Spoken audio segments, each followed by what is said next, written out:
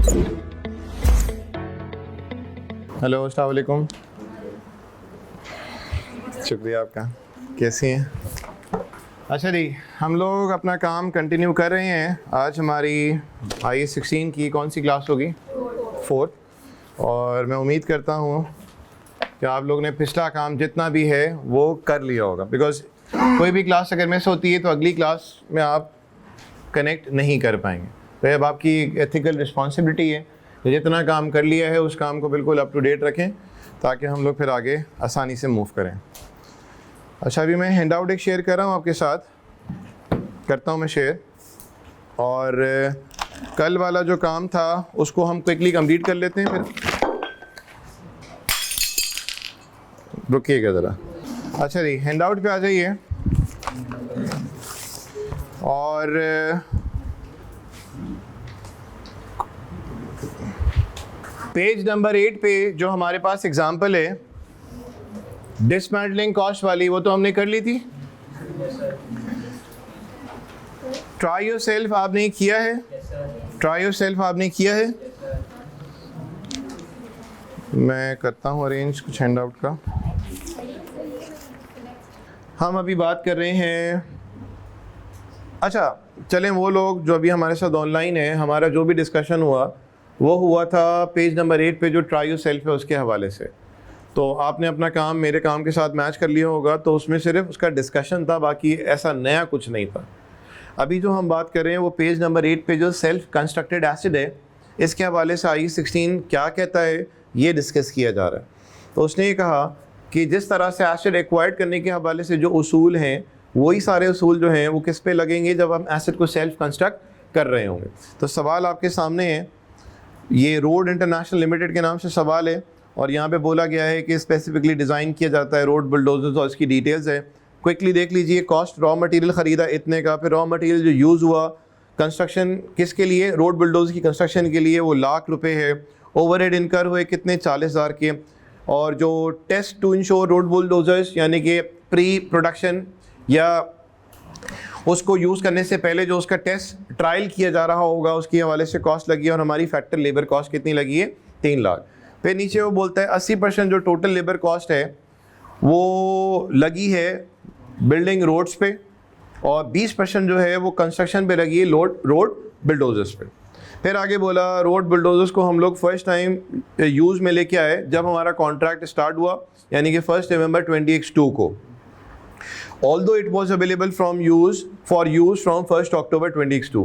बेटा एसिड का डेप्रिसिएशन जो है वो स्टार्ट कब से हो जाता है, जब से वो अवेलेबल फॉर यूज़ आता है। तो अवेलेबल फॉर यूज़ आ चुका था 1 अक्टूबर 2022, ऑल्दो हमने उसको इस्तेमाल कब किया, 1 नवंबर से। इसका मतलब डेप्रिसिएशन जो है वो नवंबर से स्टार्ट नहीं होगा, डेप्रिसिएशन स्टार्ट होगा कब से, बोलिए, अक्टूबर से। डन। ये तो डेप्रिसिएशन के हवाले से एक पॉइंट था कि डेप्रिसिएशन स्टार्ट कब से होना है। फिर देखिए, the company uses the straight line method to depreciate road bulldozer. The vehicle is expected to be sold for 7,000 at the end of it expected useful life of 5 years। ठीक है जी, यानी कि रेजिडुअल वैल्यू दी हुई है और life भी आपको बता दी है, 5 साल और बता दिए। डेप्रिसिएशन का मेथड कौन सा है, स्ट्रेट लाइन। अब देखें, जर्नल एंट्रीज मांगता है, journalise transaction relating to tearing vehicle. Tearing vehicle को बेसिकली हम लोग बुलडोजर्स का अलग दूसरा जो नाम है उसको हम टेरिंग व्हीकल्स भी बोलते हैं, यानी कि बुलडोजर्स बोलें या टेरिंग व्हीकल बोलें। बुलडोजर्स का नाम हम लोग ने अमूमन सुना होता है, tearing vehicle for the first time शायद हम सुन रहे हो, तो बुलडोजर्स बोलें या टेरिंग व्हीकल बोलें एक बार। जर्नलाइज करना है रिलेटेड टू बुलडोजर्स या tearing vehicle for the year ended 31 December 2022। ये है हमारा सवाल। तो आइए बेटा, हमने सिर्फ कब की बनानी है, 31 दिसंबर 2022 के लिए बनानी है, सिर्फ 31 दिसंबर 2022 के लिए बनानी है। अब बताइए कि हम लोगों ने काम शुरू किया कब था, बताइए, शाबाश। डेप्रिसिएशन की बात नहीं हो रही, मैं भी पूछ रहा हूं डेप्रिसिएशन वाला पॉइंट तो समझ गए कि डेप्रिसिएशन कितने महीनों का आएगा, अक्टूबर नवंबर दिसंबर, चलो ये बात तो हो गई। लेकिन इस 3 महीने का डेप्रिसिएशन निकालने के लिए हमें चाहिए होगी कॉस्ट। सबसे पहले कॉस्ट चाहिए होगी, कॉस्ट के बाद हमें स्क्रैप वैल्यू मालूम है, लाइफ हमें मालूम है, मेथड हमें मालूम है। यानी कि लाइफ का इस्तेमाल, स्क्रैप वैल्यू का इस्तेमाल और मेथड का इस्तेमाल हम कब लेके आएंगे, जब हमें पता क्या होगी उस एसिड की, बोलिए, कॉस्ट। तो सबसे पहले तो हमने मालूम करनी है उस एसिड की कॉस्ट हमारे पास कितनी आएगी, ये ज़रा आप सोचें कितनी आएगी, बताइए। कितना बताया आपने? 180,000 बताया। चलें यहाँ पे ज़रा देखते हैं, वर्कआउट करते हैं कि कॉस्ट में क्या क्या आना है और कॉस्ट का ब्रेकअप क्या बनेगा। हाँ जी, पेज नंबर 8 पे एग्जाम्पल है, सही है जी। रोड्स इंटरनेशनल, रोड्स इंटरनेशनल,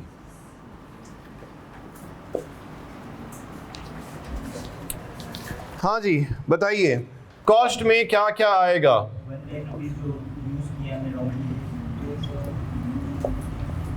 बोले, एक तो बेटा रॉ मटेरियल खरीदा, वो तो एक अलग बात है। रॉ मटेरियल जो रोड बुलडोजर्स के लिए इस्तेमाल हुआ, सही जी, cost of raw material use in construction of road bulldozers के लिए जो इस्तेमाल हुआ, वो हम लोग क्या करेंगे, एसिड की कॉस्ट का पार्ट बनाएंगे।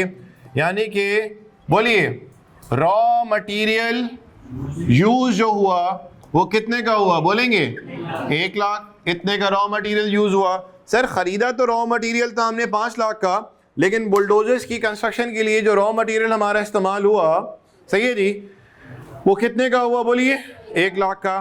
फिर जो ओवरहेड्स हमारे इनकर हुए हैं on building road bulldozers, again bulldozers को बनाने में जो हमारे ओवरहेड लग रहे हैं, वो भी हमारी एसिड का क्या बनेगा, बोलिए पार्ट बनेगा। तो ओवरहेड हमारे पास कितने के आ रहे हैं, 40,000, ठीक। और बताइए हम लोग क्या कर रहे हैं, पे टेस्टिंग कर रहे हैं, बोलिए टेस्टिंग का कितनी कॉस्ट, बोले 20,000, ये हमारे पास आ गया। और लेबर कॉस्ट, आप बताइए लेबर कॉस्ट, लेबर कॉस्ट जो लेंगे हम लोग वो 20% लेंगे, किसका, 3 लाख का, 60,000 हो गया, डन। तो बोलिए कितना हो गया, 2,20,000 हो गया, ठीक, क्या हो गया, 2,20,000। अब ये जो हमारी कॉस्ट लगी है, ये किसी एक दिन कॉस्ट नहीं लगी, ये जब से काम शुरू हुआ था रोड बिल्डोजर्स को बनाने के लिए, उस वक्त से ये कॉस्ट लगते आ रही थी। इसका मतलब डे 1 पे हमारे पास बुलडोजर नामी कोई चीज़ नहीं आई, डे 1 पे हमारे पास बुलडोजर नामी कोई चीज़ नहीं आई। वो चीज़ जब बनाई जा रही थी तो वो वर्क इन प्रोग्रेस फेज में थी, WIP, यानी कि CWIP।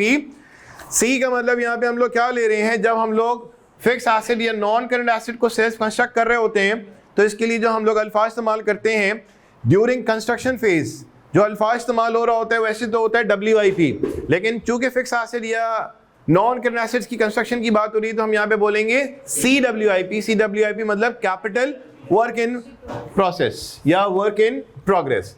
तो अब देखिए हमने ये काम शुरू किया कब से था जी, बोलिए ये काम हमने शुरू किया कब से था, बोलिए जनवरी से। और जनवरी से लेके सितंबर तक की अगर हम बात करें तो मुझे बताइए, जनवरी से सितंबर तक की हम बात करें, सर सितंबर की बात आपने यहाँ पे क्यों की है? सितंबर की बात मैंने इसलिए की है क्योंकि acid was ready for use from, बोले 1 अक्टूबर। इसका मतलब जनवरी से लेके सितंबर तक डिफरेंट टाइम पे उस रोड बुलडोजर्स की क्या की जा रही थी, बोलिए कंस्ट्रक्शन। तो इसका मतलब जनवरी पे हमारे पास रोड बुलडोजर्स के नाम से कोई एसिड नहीं आया, उसके ऊपर काम जारी था। और काम मुकम्मल कब हुआ होगा, जब से एसिड हमारे पास अवेलेबल फॉर यूज आया।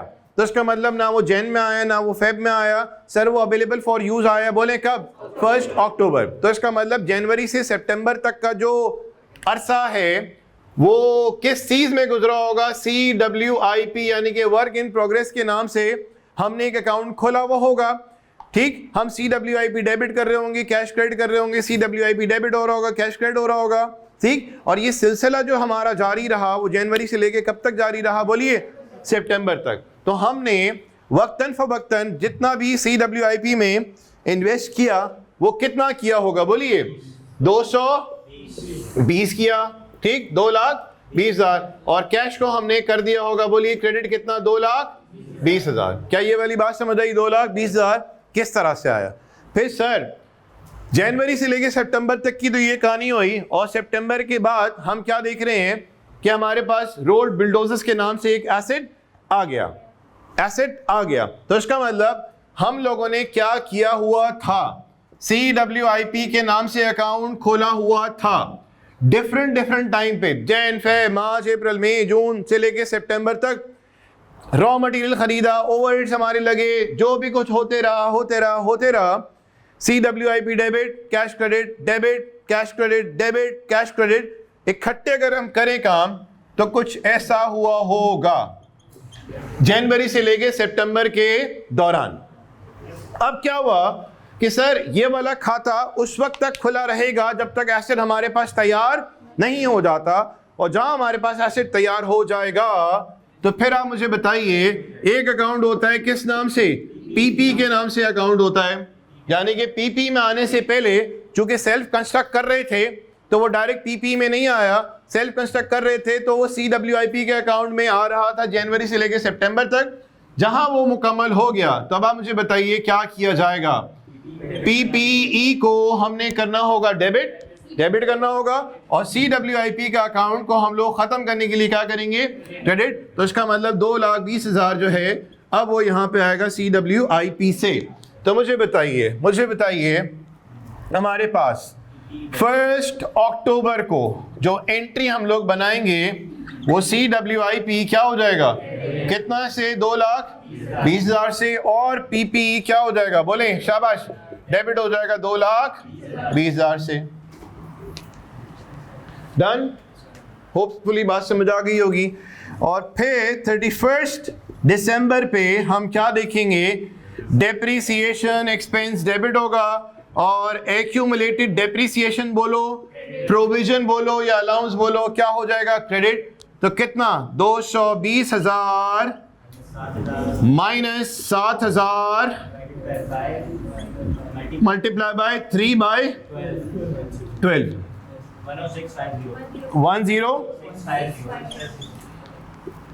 10,650 हमारे पास इसका आ जाएगा डेप्रीसिएशन। जी ऑनलाइन स्टूडेंट्स प्लीज़ बताइए यहाँ तक जो भी डिस्कशन हमने किया क्या क्लियर है, जल्दी से प्लीज़ बोलिए, और इसके बाद फिर हम बढ़ जाते हैं आगे। पेज नंबर आपने आना होगा, जी ज़ीरक जल्दी से बताओ, नूरुलैन, उमैर, एहतिशाम। अगली दफ़ा कभी भी ऐसा होना बेटा तो मुझे प्लीज़ फ़ौरन फ़ोन कर दीजिएगा कि अगर आवाज़ नहीं आ रही है, स्क्रीन नहीं आपके पास विजिबल। पेज नंबर 11 पे अब आ जाइए, पेज नंबर 11 पे। ये काम बस जल्दी से हमारा एक तरफ हो, उसके बाद फिर एक्चुअल में जो हमने जिस एरिया को तरीके से देखना है वो शुरू हो जाएगा, यानी IAS 16 का प्योरली न्यूमेरिकल एरिया जो है ना उसमें हम दाखिल हो जाएंगे। अभी तो बस ऐसी माहौल बनाने के लिए छोटा छोटा काम हो रहा है। सबसे ज़्यादा आपको पास्ट पेपर्स के जो सवालात मिलेंगे FAR 1 में वो इस टॉपिक के तो लाजमी तौर पे मिलेंगे, क्योंकि ऐसी कोई भी शायद अटैम्प्ट हो कि जिसमें IAS 16 ना आया, तकरीबन ऐसी कोई अटैम्प्ट मिलेगी नहीं। इसकी वेटेज जो है वो टेस्टिंग 2 है, यानी कि सेहतमंद सवाल आता है, ये हल्का फुल्का सवाल नहीं आता, अच्छा भारी सवाल आता है। ये अपने आप में भी सवाल बन के आता है और अपने साथ ही दूसरे स्टैंडर्ड्स को मतलब मिल के भी एक सवाल बनता है, वो हम देखेंगे with the passage of time, चीज़ें समझ आ जाएंगी आपको। आगे बढ़िए बेटा, एक्सचेंज ऑफ एसेट पे आ जाएं। इसके हवाले से हमने बात की थी अपनी सेकेंड क्लास में, और फिर जो हमारी पिछली क्लास जो कि थर्ड क्लास थी उसके अंदर हमने इसको रिवाइज भी कर लिया था, राइट, रिवाइज भी हमने कर लिया था। और याद होगी बात कि अगर मेरे पास जो एसेट है उसकी फेयर वैल्यू रिलायबल मेजर हो सकती है, लेकिन जब मैं एसेट एक्वायर कर रहा हूँ उसकी फेयर वैल्यू बड़ी वाज़े है, तो मैं प्रायोरिटी किसको दूंगा, जो एसेट मैं एक्वायर कर रहा हूँ, यानी कि जिसकी वैल्यू बड़ी क्लियरली एविडेंट है। तो कॉस्ट ऑफ न्यू एसेट क्या बना था, fair value of new asset. और दूसरे सिनेरियो हमने ये देखा कि मेरे पास जो पुराना एसेट है उसकी फेयर वैल्यू रिलायबली मेजर हो सकती है, और जो नया एसेट एक्वायर कर रहा हूँ उसकी रिलायबली, यानी कि दोनों की फेयर वैल्यू रिलायबली मेजर हो सकती है। तो स्टैंडर्ड यहाँ पे ये कहता है कि यहाँ पे तुम ये ना देखो कि न्यू एसेट की फेयर वैल्यू है क्या, वो ये कहता है कि देखो तुम्हें न्यू एसेट पड़ कितने का गया। तो हमारे पास से पुराना एसेट जा रहा है, उसकी जो फेयर वैल्यू है सही है जी वो ली जाएगी, और अगर हम लोग कैश पे कर रहे हैं तो उस fair value of old asset में अगर कैश पे कर रहे हैं तो ऐड हो जाएगा, और अगर हम लोग कैश रिसीव कर रहे हैं, यानी कि हम कैश रिसीव की नौबत कब आएगी? जब हमारे पास से एसेट जा रहा होगा ज्यादा वैल्यू का और हमारे पास जो एसेट आ रहा होगा बदले में वो कम वैल्यू का होगा, तो सामने वाला शख्स जो है वो अपना एसेट दे रहा होगा और साथ साथ हमें कुछ रकम भी दे रहा होगा। ठीक, तो इसका मतलब fair value of old asset plus क्या करा देंगे? कैश पेड, और अगर कैश रिसीव कर रहे होंगे तो fair value of old asset minus क्या हो जाएगा?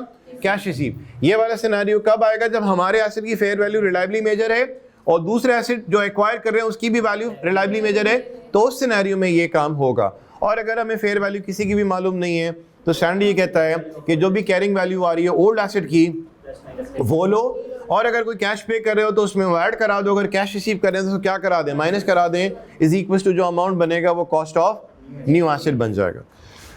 अच्छा जी, इसके आगे हवाले से जो डिस्पोजल होगा उसकी एंट्रीज क्या होंगी, उसके लेजेस में उसका क्या इम्पैक्ट आएगा, ये वाला काम हमारा आज जैसे ये काम एंड होता है, ये सवाल एंड होता है, उसके बाद जो हम जिस एरिया में जा रहे हैं उसके अंदर डिस्कशन ही सारा ये है, यानी कि पूरा स्टैंडर्ड के अंदर हमने घुस जाना है न्यूमेरिकल एरियाज को लेकर। इसके देखें पेज 11 पे आपको एक फ्लो चार्ट से भी नजर आ रहा है, वो आपने शायद पढ़ लिया होगा। इसमें एक करेक्शन थी जो मैंने लेक्चर नंबर 2 में बताया था। जैसे अभी मैंने आखिरी बात बोली ना कि अगर हमें फेयर वैल्यू किसी की भी नहीं मालूम, ना अपने की मालूम है ना नए वाले की मालूम है, ठीक, तो यहाँ पे जो लिखा हुआ है हैंडआउट में थोड़ी सी मिस्टेक हुई भी है। अभी मैंने क्या बोला? कैरिंग वैल्यू लेनी होगी ओल्ड एसेट की, तो कैरिंग वैल्यू जो ओल्ड एसेट की लेनी होगी, ठीक है जी, यहाँ पे क्या लिखा हुआ है हैंडआउट में? Fair value. तो फेयर वैल्यू को काट के आप लिखेंगे कैरिंग वैल्यू। मैं रिपीट करता हूं बेटा, हमारे पास जो फ्लो चार्ट बना हुआ है इसमें एक्सट्रीम राइट साइड पे जो केस नजर आ रहा है, कौन सा वाला? Fair value of none of the asset is available. मैं इसकी बात कर रहा हूं, प्लीज इसमें करेक्शन कर लीजिए। इसमें क्या होगा? रिकॉग्नाइज कराया जाएगा asset acquired at carrying value of old asset लेनी होगी। अगर फेयर वैल्यू लिखा हुआ है तो प्लीज करेक्शन कर लें, फेयर वैल्यू को काट के लिखें carrying value of old asset. खुद सोचे ना, फेयर वैल्यू तो जब मालूम ही नहीं है तो फेयर वैल्यू यहाँ पे आ कैसे सकती है? तो हमने यहाँ पे लेनी कौन सी वैल्यू होगी? Carrying value. तो फेयर वैल्यू को प्लीज काट दीजिए। एग्जाम्पल देख लीजिए, स्टैटिक्स की एग्जाम्पल है। हमारे पास 3 सिनेरियोज हैं, कैश रिसीव पेड। नेगेटिव में जो आएगा वो रिसीव्ड है या पेड है? जी, अच्छा ठीक है। और पॉजिटिव में जो आएगा, चलें देख लेते हैं ये बात कितनी हद तक सही है या गलत। एनीवेज, एसेट जो गिवन है वो कितना है? एसेट जो दे रहे हैं उसकी कॉस्ट कितनी है? 10.3। उसकी बुक वैल्यू कितनी है? 6.4। फेयर वैल्यू कितनी है? Estimated fair value. और एसेट जो रिसीव कर रहे हैं एस्टिमेटेड फेयर वैल्यू कितनी है? 7.1। अब तक हमें यहाँ पे ये नजर नहीं आया कि रिलायबली मेजर है या एविडेंट है, ऐसी कोई बात अभी कहीं नहीं है। चले जी नीचे पढ़ते हैं केस 1 के हवाले से। केस 1 के हवाले से, in case of transaction 1 fair value both asset are reliably measurable. आप देखें मैंने आपको यहाँ पे क्या बात बताई थी, अगर फेयर वैल्यू दोनों एसेट की रिलायबली मेजर हो सकती है तो स्टैंडर्ड ने क्या बोला कि यहाँ पे ये नहीं देखो न्यू एसेट की फेयर वैल्यू है कितने की, यहाँ पे ये देखो तुम्हें न्यू एसेट पढ़ कितने का रहा है। तो न्यू एसेट पढ़ कितने का रहा है तो जरा आप मालूम करेंगे। इसमें क्या करना पड़ेगा? Fair value of old asset लेनी होगी, fair value of old asset लेना होगा, चाहिए नहीं? और क्या करेंगे? नहीं, ये जो कैश रिसीव्ड है, सही है नहीं, वो कितना है हमारे पास? 1.1 है। तो क्या किया जाएगा? 8.5 में से हम माइनस कितना करेंगे? 1.1 माइनस करेंगे। इसका मतलब ये जो 1.1 जो आप कह रहे थे इसमें कोई दूसरी राय थी भी नहीं, क्योंकि कैश रिसीव पॉजिटिव के साथ आ रहा है, जस्ट टू क्लैरिफाई, और जो पेड है 2.1 वो नेगेटिव साइन के साथ आ रहा है, राइट? बेटा मुझे सिर्फ इस सवाल का भी आपने जवाब ये देना है कि न्यू एसेट रिक्वायरमेंट जरा पढ़िए, calculate the cost of asset received at recognition for each of the above transaction. मैं एसेट जो एक्सचेंज में अपने पास लेके आ रहा हूं उसको मैं डेबिट कितने से करूंगा, मुझे सिर्फ इसका जवाब आपने देना है। सर क्रेडिट क्या क्या होगा, अभी इसकी बात नहीं हो रही। पुराना एसेट जा रहा है, फायदे में जा रहा है, नुकसान में जा रहा है, अभी इसकी बात मैं नहीं कर रहा। मैं सिर्फ अभी आपसे ये सवाल कर रहा हूं कि भाई जो नया एसेट आ रहा है उसको मैं डेबिट कितने से करूंगा, मुझे सिर्फ इस सवाल का जवाब चाहिए। बोलिए कितने से करूंगा? 7.4। तो अपने पास जरा इसका सॉल्यूशन लिखिएगा, जो आपने कर भी लिया है। वो क्या कि cost of new asset is equals to fair value of, बोले, ओल्ड एसेट। अगर हम कैश पे करते तो प्लस हो जाता, यहां पे हम कैश रिसीव कर रहे हैं तो क्या हो जाएगा? माइनस। तो fair value of old asset minus cash receive, जो जवाब आया वो कितना आया? 7.4। यानी कि केस 1 में जो पीपी हमारे पास आ रहा है उसको हम कितने से डेबिट करेंगे? बोलिए 7.4। क्लियर? बोर्ड पे करने की जरूरत मेरे ख्याल से नहीं है। ऐसे ही बेटा केस जरा 2 पढ़िए। इन case of transaction 2, online student जल्दी से बताइए केस 1 वाली बात क्लियर है? जल्दी से बताइए। नूरुलैन, उमैर, एहतिशाम, जीरक, जल्दी से बताइए केस नंबर 1 क्लियर है? केस 2 पे आ जाइए। इन case of transaction 2, fair value of asset receive is clearly evident. और यहां पे हमने क्या बात बोली थी? सर अगर वाजे है जो ऐसे रिक्वायर कर रहे हैं तो फिर हमने इधर उधर पढ़ने की जरूरत नहीं है। हम सिंपल क्या करेंगे, जो भी फेयर वैल्यू है ऑफ न्यू एसेट, बताइए कितना आएगा? सिंपल कितना? 9।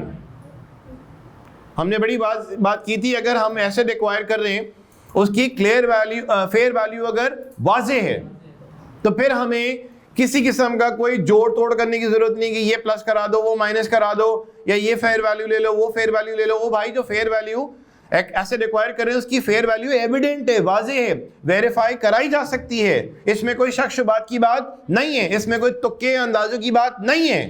तो हम लोग सिंपल क्या करेंगे, जो भी पीपी को डेबिट कराया जाएगा वो कितने से कराया जाएगा?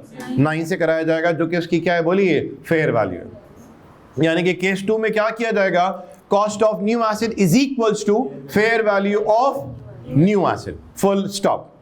Fair value of new asset, यानी कि cost of new asset is equals to fair value of new asset. Done. आ जाइए केस नंबर 3 पे। In case of transaction 3, in case of transaction 3, बोलिए क्या होगा इसमें? यहां पे हमें क्या बोल रहा है? The fair value of neither asset is reliably measurable. Fair value reliably measure नहीं हो पा रही, तो सर इसमें हम लोग क्या करेंगे? क्या करेंगे? Carrying value of old asset लिया जाएगा। कैरिंग, आगे पास ऑन कर दें। Carrying value of old asset लिया जाएगा और क्या करेंगे फिर? जी प्लस माइनस होगा नहीं होगा? बोलिए। सर है ही नहीं कोई, तो अगर होता तो उसको हम लोग प्लस माइनस को जरूर कंसिडर करते। अगर कैश पेड होता तो carrying value of old asset में कैश पेड को हम लोग ऐड करा देते, और अगर रिसीव होता तो हम लोग सिंपल क्या करा देते? माइनस। ठीक है जी। अब अगला हैंडआउट मैंने ग्रुप में बोल दिया था मैनेजमेंट को कि वो शेयर कर दें, शेयर हो भी गया होगा। आ जाते हैं जल्दी से अगले पेज पे, जो कि पेज नंबर 12 है। मैंने हैंडआउट दिए, प्लीज जरा शेयर पास ऑन कर दें बेटा।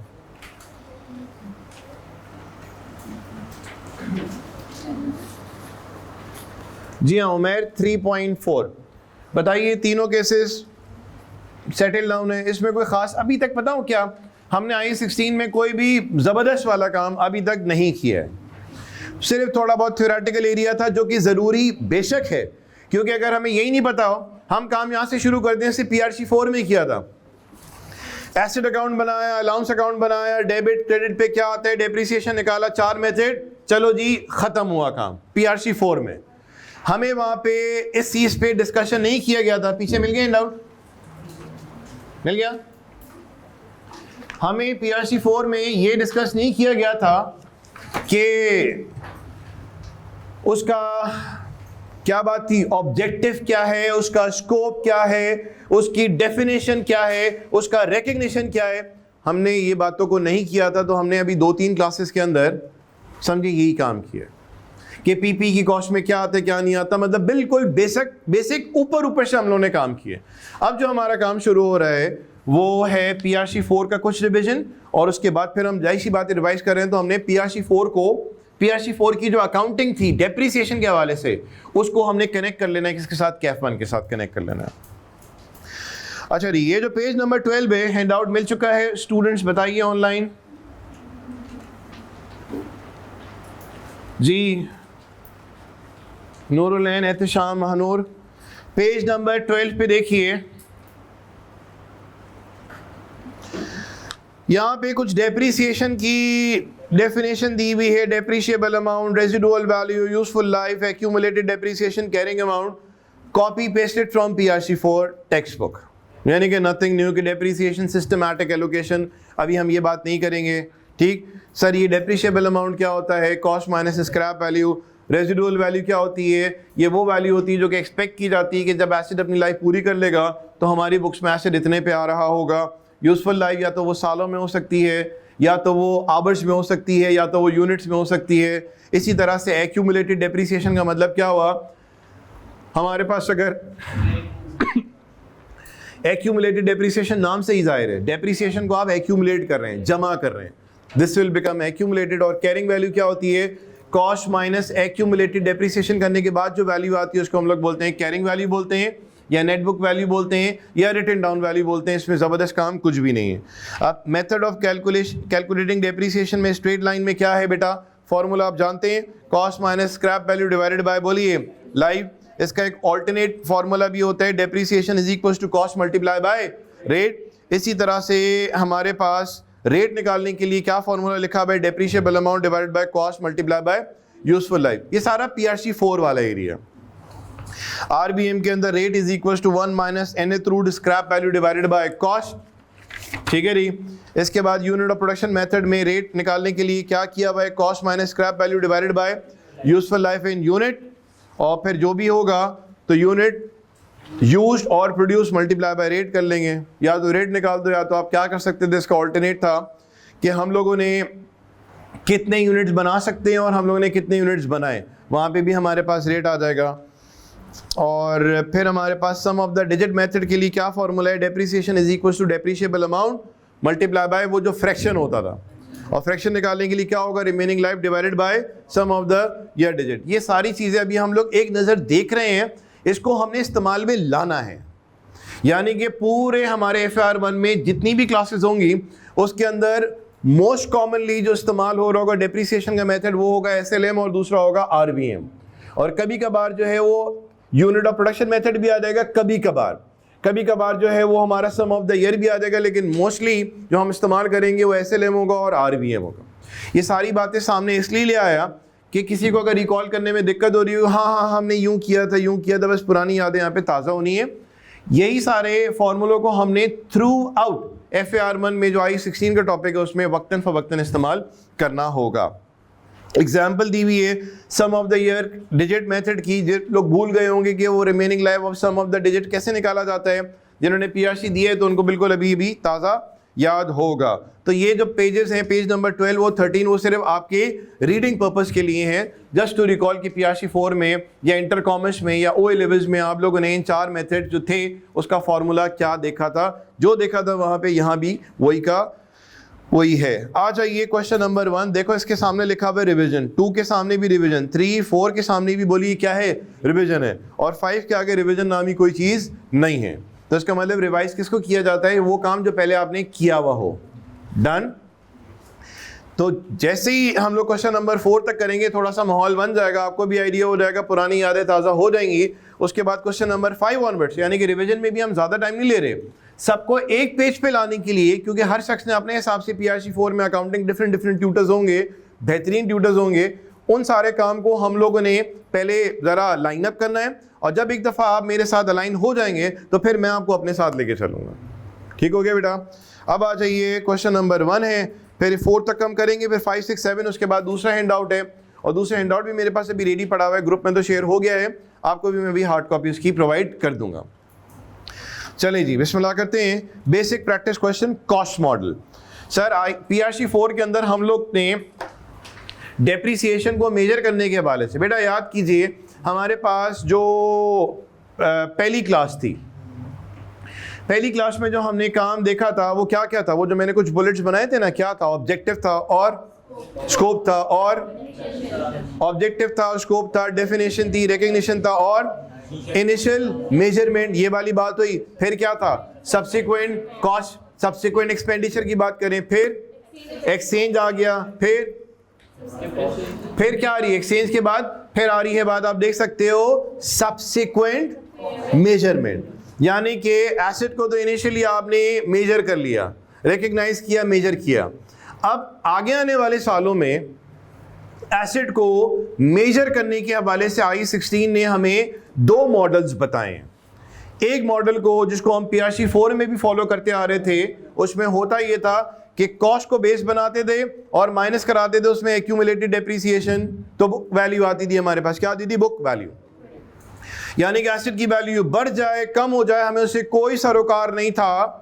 हम लोग ने एसेट की कॉस्ट को ही क्या कर रहे थे? डेप्रिशिएट कर रहे थे। और डेप्रिशिएबल अमाउंट मतलब कॉस्ट माइनस स्क्रैप वैल्यू, इसी को कराया जा रहा था। बोलिए क्या? डेप्रिशिएट। उस वक्त हमें इससे कोई सरोकार नहीं था कि हमारा एसेट जो हमारे पास अभी आ रहा है या जितने खरीदा था, आज उसकी वैल्यू क्या है, कितने का हो गया, उसकी मार्केट वैल्यू बढ़ गई, कम हो गई, हमें इससे कोई सरोकार था ही नहीं। तो बेसिकली PRC 4 में जो मेजरमेंट के हवाले से जो मॉडल फॉलो हो रहा था, मॉडल्स हैं बेसिकली यहाँ पे हमारे पास दो मॉडल।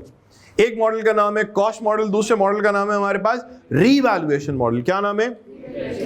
तो कॉस्ट मॉडल में क्या होगा? Cost minus accumulated depreciation is equal to book value.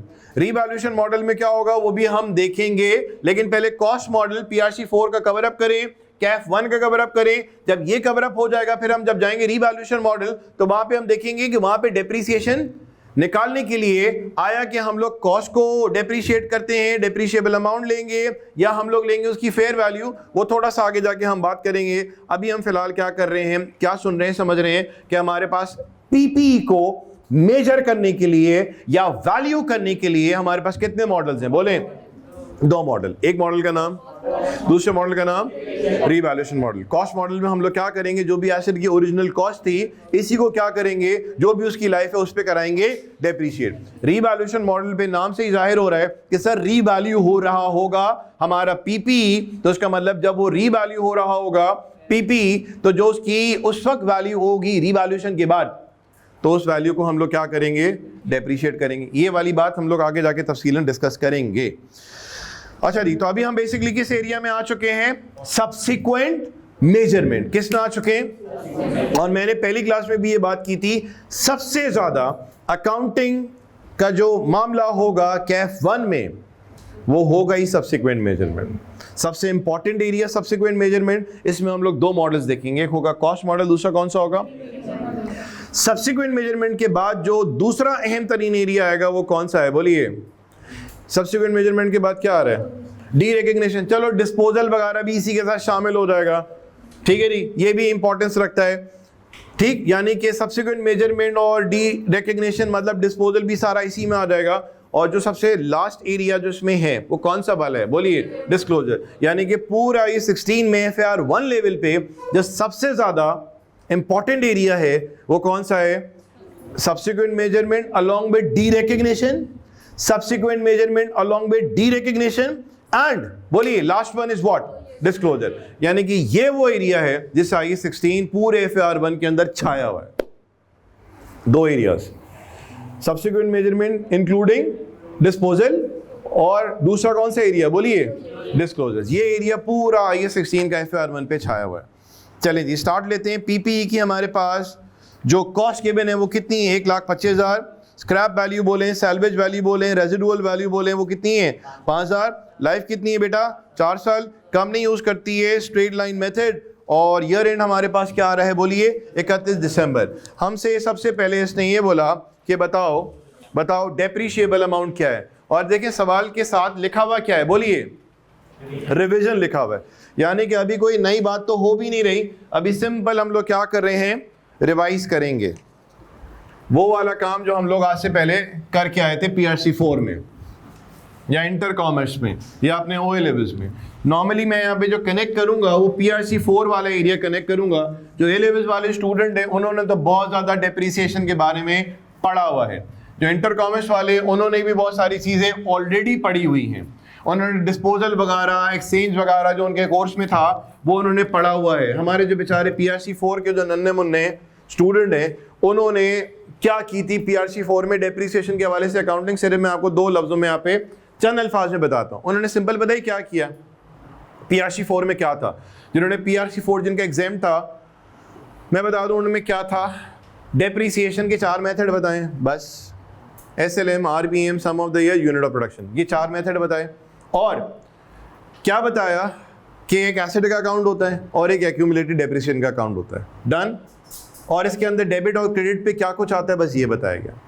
और तो और बुक वैल्यू का अकाउंट कैसे बनता है, कुछ लोगों ने बताया और कुछ लोगों ने शायद नहीं बताया। यानी कि अभी मेथड कितने आ रहे हैं, सिर्फ 4 की बात हो रही है। कॉस्ट का लेजर, एक्यूमुलेटेड डेप्रिसिएशन का लेजर, और इनको अगर हम नेट कर लेते हैं तो नेट बुक वैल्यू का लेजर। ठीक है जी, ये काम हुआ। और PRC 4 में क्या था सर, स्क्रैप वैल्यू में या लाइफ में या मेथड ऑफ डेप्रिसिएशन में जो चेंज आता है तो फिर डेप्रिसिएशन निकालने का क्या तरीकेकार होगा, ये PRC 4 में था बस। सर वो जो डिस्पोजल की बातें जो आप कर रहे हैं वो PRC 4 में नहीं थी। सर वो एसेट एक्सचेंज की बातें PRC 4 में नहीं थी। मैं रिपीट करता हूँ फॉर द लास्ट टाइम, वो बच्चे जिनको एग्जाम्शन मिली है PRC 4 में, तो PRC 4 में उन्होंने डेप्रिसिएशन में क्या कंटेंट देखना था। डेप्रिसिएशन के 4 method, SLM, RBM, sum of the year, unit of production, बिल्कुल बेसिक्स, डन। दूसरी बात क्या, कॉस्ट के लेजर में डेबिट क्रेडिट पे क्या आता है, एक्यूमुलेटेड डेप्रिसिएशन के लेजर में डेबिट क्रेडिट पे क्या आता है। ठीक, ये हो गया काम। अगर कुछ टीचर्स ने नेट बुक वैल्यू का लेजर बनवा दिया तो उससे बताया होगा डेबिट और क्रेडिट पे क्या आता है, ये सारा काम था। और जो तीसरा काम है वो क्या है, स्क्रैप वैल्यू, लाइफ और मेथड ऑफ डेप्रिसिएशन में अगर किसी किस्म का कोई चेंज आया तो डेप्रिसिएशन चेंज आने के बाद किस तरह से निकाला जाएगा, सिर्फ ये 3 बातें थी, राइट। तो अभी हम यहाँ पे सिंपल क्या कर रहे हैं, PRC 4 के हवाले से कुछ चीजों का स्टार्ट ले रहे हैं, रिवीजन का नाम देके, राइट। आ जाइए, पेज नंबर कौन सा बेटा, पेज नंबर 14, क्वेश्चन नंबर 1। परेशान होने की बिल्कुल जरूरत नहीं है, बिकॉज मैं यहां भी क्या करूंगा, स्क्रैच से ही काम उठाएंगे, लेकिन 4 सवाल रिवाइज कर लूंगा ताकि समझ आ जाए मुझे भी और आपको भी कि आप खुद कहां पे स्टैंड कर रहे हैं। डेप्रीशिएबल अमाउंट बोलें, depreciable amount, cost minus scrap value या रेजिडुअल वैल्यू, बोलिए। 125,000 माइनस 5,000, बोलिए 120,000। यानी कि वो अमाउंट जिसको हम लोगों ने एसेट की जो भी लाइफ है उस पर स्प्रेड करना है, वो अमाउंट कौन सा है, बोलिए 1,20,000। नाम से ही जाहिर है कि वो अमाउंट जिसको हम लोग ने क्या करना है, डेप्रीशिएट। अच्छा जी, नंबर बी, ठीक है जी, ये तो था ए, अब हमारे पास है नंबर बी। अब देखो बी में वो क्या बोलता है, रेट ऑफ डेप्रीसिएशन बताओ जो कि अप्लाई होगा डेप्रीशिएबल अमाउंट पे, और डेप्रीसिएशन एक्सपेंस बताओ 2017 के लिए। तो अब बताइए रेट, तो हम लोग क्या करेंगे, 1/लाइफ करेंगे, तो क्या आया 1/4 मल्टीप्लाई बाय 100 कर लिया, कितना आ गया बेटा 25%। और इसका जो दूसरा काम हमसे बोला गया है, पूछा गया है, वो क्या पूछा गया है, बोलिए एनुअल डेप्रीसिएशन मालूम करना है। तो इसके लिए क्या किया जाएगा, बोले डेप्रीशिएबल अमाउंट मल्टीप्लाई बाय, बोलिए रेट, शाबाश। 1,20,000 मल्टीप्लाई बाय, बोले 30,000, कितना आया, 30,000 आ गया पर एनम। ठीक है जी, ये हुई हमारी बी रिक्वायरमेंट मुकम्मल। फिर सी रिक्वायरमेंट में देखें, हमसे वो बोलता है कि रेट बताओ, और वो रेट बताओ जो कि अप्लाई होगा कॉस्ट पे, और डेप्रीसिएशन भी निकालो। कुछ ऐसे होंगे लोग जिनको ये वाली बात तो बिल्कुल पुरानी लग रही होगी कि हाँ भाई रेट तो एक ही होता है सर, 1/लाइफ करते हैं रेट आता है, ये आप दूसरे रेट की क्या बात करें, इसका मतलब दूसरा रेट जो आएगा उससे डेप्रीसिएशन कुछ और आएगा। अभी जरा इस पे बात करते हैं। तो रेट इज इक्वल्स टू जी depreciable amount divided by cost multiply by life. जरा देखते हैं, डेप्रिशिएबल अमाउंट यानी कि 125,000 माइनस 5,000 पूरा पूरा लिख दिया, divided by 125 multiply by 4 years. तो आप मुझे बताइए यहाँ पे क्या कुछ कैंसिल आउट कुछ हो रहा है, नहीं हो रहा, या कोई फॉर्मूले में कोई चेंजेस लानी है, या कोई फॉर्मूला ये है या फॉर्मूला कुछ और है जी। चलो अगर 125 कैंसिल हो जाएगा तो फिर क्या होगा? फॉर्मूला ये किया था या कोई और फॉर्मूला था?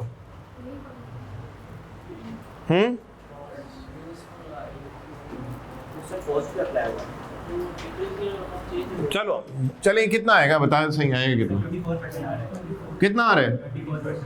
यानी कि आप ये बोल रहे हैं ये कितना हो गया? 120 हुआ डिवाइडेड बाय, बोलिए अभी सिर्फ मैं आपको पूछ रहा हूं, देखते हैं कि कितना याद है या नहीं याद। बोलिए फिर कितना आएगा डिवाइड बाय, ये कितना बना?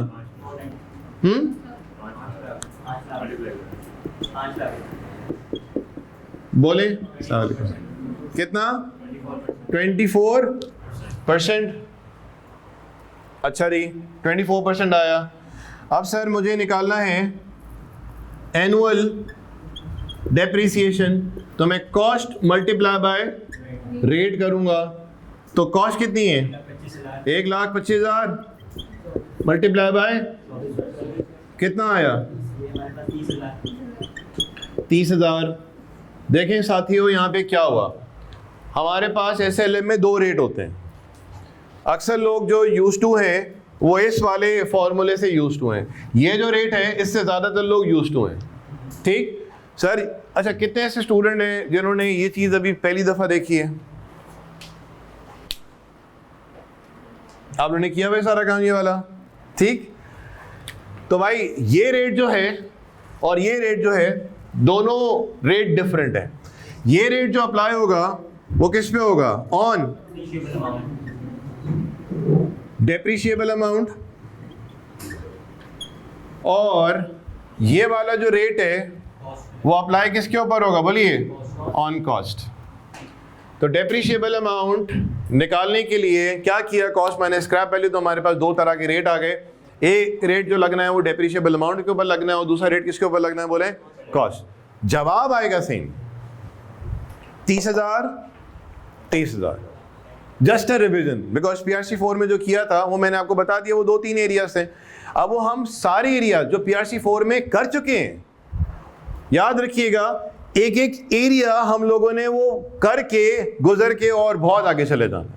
ऐसा नहीं है जो PRC 4 में किया उसका डिस्कशन नहीं होगा। यहां पे बाकायदा तौर पे कॉस्ट अकाउंट कंस्ट्रक्ट करेंगे, डेबिट क्रेडिट पे क्या आना है, अलाउंस के डेबिट क्रेडिट पे क्या आना है, बुक वैल्यू अकाउंट के डेबिट, एक एक चीज जो है वो बहुत डिटेल में की जाएगी। लेकिन वक्त के साथ साथ सारा PRC जो है वो करेंगे, उसके बाद गुजर के बहुत आगे की तरफ चले जाएंगे। लेकिन होगा इसमें सारा काम आपका पूरा। नंबर A हो गया, B हो गया, C हो गया। अब आ जाते हैं नंबर D पे। नंबर D करूं मैं काम? Just a revision, please do it fast. मिटा दूं मैं बोर्ड?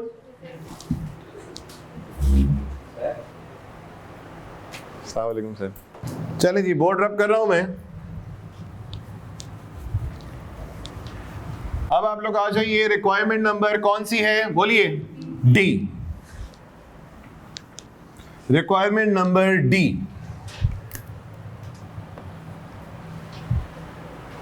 अच्छा अभी शुरू की क्लासेस है ना, अभी दूसरी तीसरी क्लास है, तो क्लास भी एकदम वो जो एक्चुअल में जो लोग हैं वो अपने आप को जाहिर भी नहीं कर रहे होते, वो पर्सनैलिटी बना के बैठे हुए होते हैं।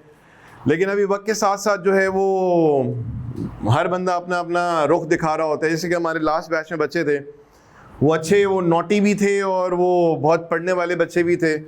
अभी आप लोग वैसे हैं कैसे? अपने बारे में आपकी क्या राय है? अच्छे बच्चे हैं, बुरे बच्चे हैं, नोटी हैं? वैसे नोटी होना चाहिए इंसान को, क्यों सर सवाल है? क्योंकि नोटी से मुराद मतलब ये कि यार पढ़ाई में थोड़ी सी शरारत और थोड़ी सी मस्तियाँ होनी चाहिए। अगर बिल्कुल ही फीका फसोड़ा सा बैच होगा तो यार पढ़ाते वक्त हमें भी बड़ा मसला हो जाएगा, क्योंकि हंसने की बात पे बंदा ना हंसे तो भाई रोने की बात पे क्या रुलाओगे क्या, ऐसी कैफियत ना हो जाए। एनीवेज नंबर डी पे आ जाइए। यहाँ पे हमसे वो बोल रहा है बनाइए एक स्टेटमेंट, और एक ऐसी स्टेटमेंट बनाइए जिसमें ये जो भी कुछ एसेट में मूवमेंट हो रही है वो आप दिखाएं। तो बताइए एसेट को हमने कितने पे रिकॉर्ड करना है, बोलिए 125। बेटा बात सुनिए, ये जो 125 आए ना, ये तो चलो मैंने आपको बड़ा स्ट्रेट फॉरवर्ड दे दिया, डन। आपको एग्जामिनर जो है वो टफ टाइम देगा और बहुत सारे सिनेरियोज, बहुत सारी बातें करेगा, और वो बोलेगा भाई डेप्रिसिएशन में यूं यूं है वगैरह वगैरह है, हमने एसेट को एक्सचेंज किया, हम एसेट सेल्फ कंस्ट्रक्ट किया, हमने एसेट एक्वायर किया।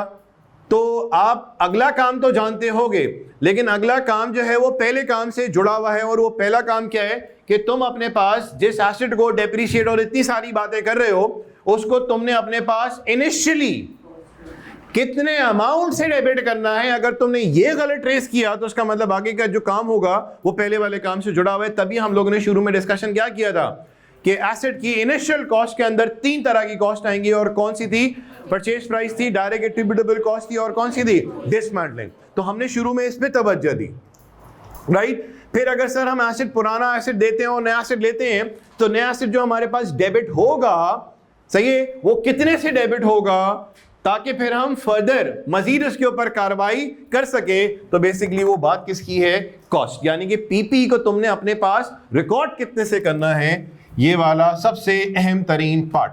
ये पीपी की क्या है, बोलिए, कॉस्ट। और पीपी के बारे में आप जानते हैं कि PP stands for property plant and equipment, और प्रॉपर्टी के अंदर क्या आता है, प्लांट के अंदर और इक्विपमेंट के अंदर क्या फर्क है। अब बताइए हमने यहां से माइनस क्या करना होता है, डेप्रीसिएशन। बोलिए शाबाश जल्दी से। 125,000 माइनस किया 5,000, या तो आप डिवाइड कर दें, चलो जी।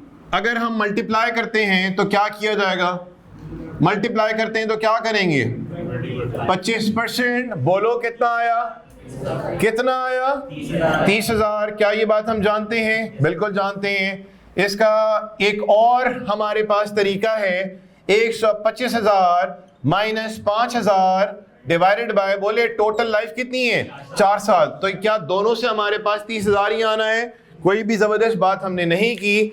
We are just doing revision of the work that we have done in PRC 4। यानी कि हमारे पास डेप्रिसिएशन निकालने के लिए depreciable amount multiply by rate कर लें या depreciable amount divided by total life करें, दोनों से जवाब आपका सेम आना है। चले जी आगे बढ़ते हैं। ये जो वैल्यू आएगी कितनी आएगी, इसको बोलेंगे हम लोग क्या, कैरिंग वैल्यू। पुरानी चीजें अभी सिर्फ रिकॉल हो रही हैं, अभी हमने नया काम कुछ नहीं किया है अभी।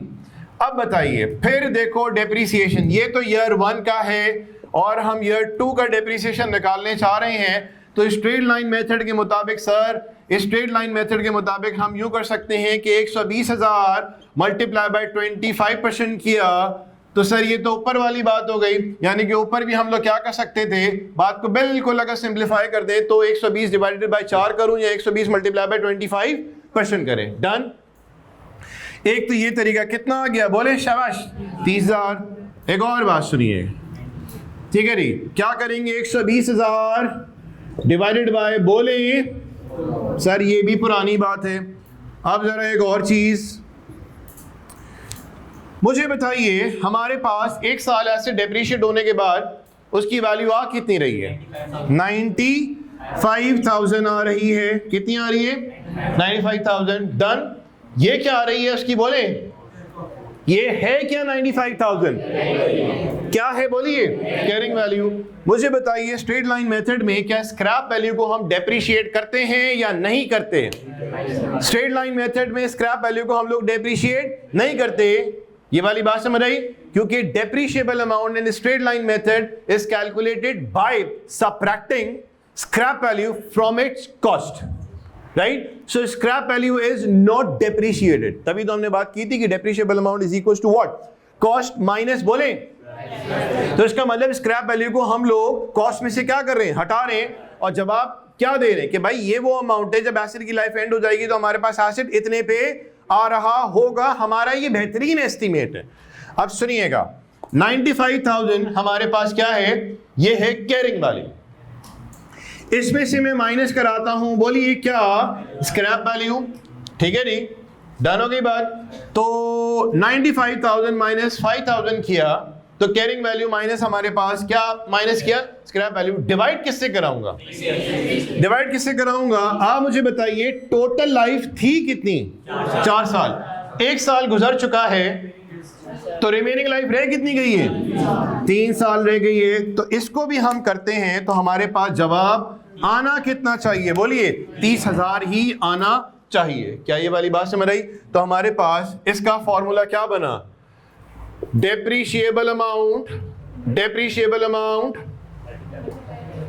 मल्टीप्लाई बाय, बोले रेट, ये क्या बना, depreciable amount divided by total life या टोटल यूजफुल लाइफ, और ये क्या है, carrying value minus scrap value divided by, बोलिए रिमेनिंग लाइफ।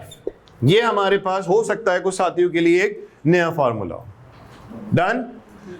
अच्छा जी, कितनी आ गई कैरिंग वैल्यू, 65,000 आ गई।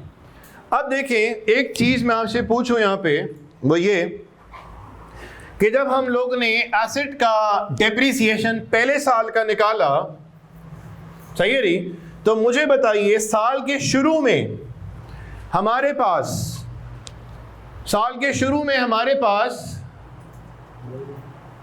मैं समझा नहीं,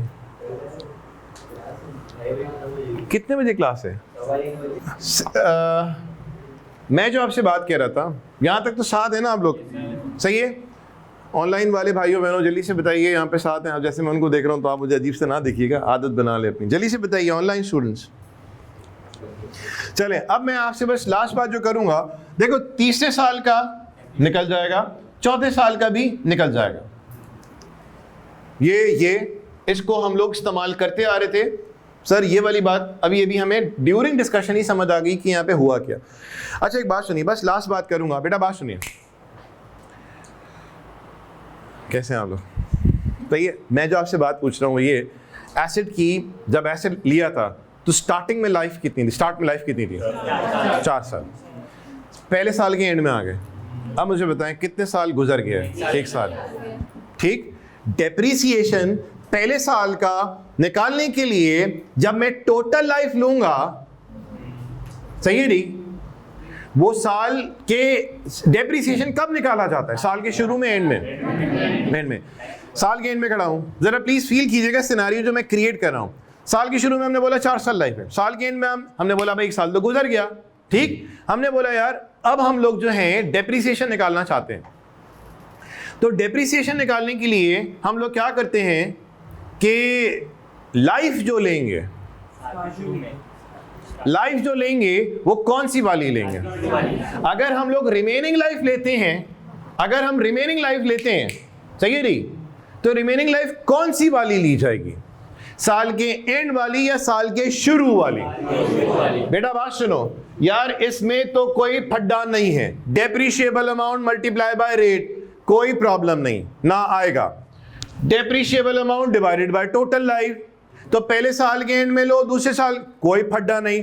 फड्डा पता कब आता है, जब हम लोग रिमेनिंग लाइफ के मदद से निकालते हैं डेप्रिसिएशन।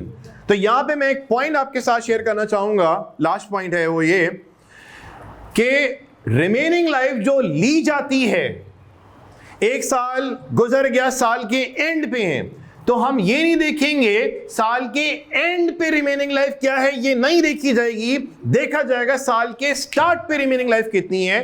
तो आप देखो पहले साल के एंड पे अगर मैं डेप्रिसिएशन निकालना चाहता हूं with the help of remaining life, तो आप मुझे बताइए साल गुजर गया तो सर रिमेनिंग लाइफ तो बची 3 साल। नो, हम देखेंगे साल के स्टार्ट में रिमेनिंग लाइफ कितनी है। तो सुनो 120 डिवाइडेड बाय, बोलिए क्या करेंगे, 4, तो पहले साल का आएगा।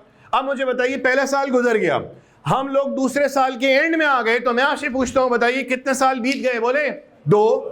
कितने साल बीत गए, 2, तो बचे कितने साल हैं, बोलिए 2। हमें चाहिए दूसरे साल का डेप्रिसिएशन, तो दूसरे साल का डेप्रिसिएशन दूसरे साल के एंड में निकाला जाएगा, और हम ये देख रहे हैं कि सर 2 साल तो गुजर गए, नहीं नहीं नहीं सर, हम यहां पे देखेंगे दूसरे साल के स्टार्ट पे हमारे पास रिमेनिंग लाइफ कितनी है। वो जो दूसरे साल के स्टार्ट में रिमेनिंग लाइफ होगी वो आएगा डिनोमिनेटर में दूसरे साल का डेप्रिसिएशन निकालने के लिए। तो आप मुझे बताइए दूसरे साल का डेप्रिसिएशन निकालने के लिए क्या किया? जो भी book value minus scrap value divided bye क्या किया था? बोलिए 3। ऑल्दो कितने साल बीत गए हैं? 2। लेकिन जो रिमेनिंग लाइफ ली जाएगी वो कौन सी वाली ली जाएगी? जो कि साल के स्टार्ट में। क्या ये बात से बताइए? चौथे साल पहुंच गए, 4 साल गुजर गए। अगर हम उस थॉट पे चल लेते कि भाई साल गुजर गया, तो चौथे साल का डेप्रिसिएशन निकालने के लिए हमने बोला भाई लाइफ तो खत्म हो गई है। जवाब आया चौथे साल का डेप्रिसिएशन निकालने के लिए तुमने देखना ही होगा चौथे साल के स्टार्ट पे रिमेनिंग लाइफ कितनी है। बोलिए 1। तो इसका मतलब जो भी book value minus scrap value divided bye क्या किया जाएगा? 1। तो डेप्रिसिएशन आ जाएगा। ठीक, इंशाल्लाह फिर कल मिलते हैं हम लोग से। अल्लाह।